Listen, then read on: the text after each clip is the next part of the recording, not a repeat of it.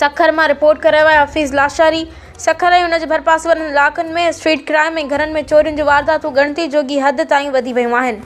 ताज़ो वाक़ियो site area थाणो Sukkur जे हदुनि society सब्ज़ी मंडी वारे इलाक़े में पेश आयो, जिते एक्साइज़ खाते जे पुलिस एहलकार मोहम्मद हसन जी घर मां नामालूम जवाबदार सुबुह सवेर तक़रीबन 5 वॻे चोरी करे फ़रार थी विया। इतलान मूजिब एहलकार ड्यूटी ते वञण बाद घर में ॿार हिक कमरे में सुतल हुआ, जॾहिं त जवाबदार ॿिए कमरे में दाख़िल थी आसानी सां लॻभॻि 3 तोला सोन 7 लाख रुपया रोक रक़म ऐं ॿियो सामान खणी विया। इलाइक़े वासियुनि SSP Sukkur Azhar Hussain SHO site area ऐं ॿियनि ज़िले पुलिस इख़्तियारनि खां मुतालबो कयो आहे जवाबदारनि खे फौरी गिरफ़्तार कयो वञे, शहर में पुलिस गश्त वधायो वञे, स्ट्रीट क्राइम रोकण लाइ सिराइते हिकमत अमली इख़्तियार कई वञे। शहरियुनि ॻणती इज़हार कंदे चयो आहे त वधंदड़ वारदातूं पुलिस जी कारकर्दगी ते वॾो सवाल उथारनि थियूं ऐं जेकॾहिं बर वक़्तु क़दम न खयां विया त क़ानून लागू कंदड़ इदारनि ते अवाम जो एतमाद वधीक मुतासिर थी सघनि था।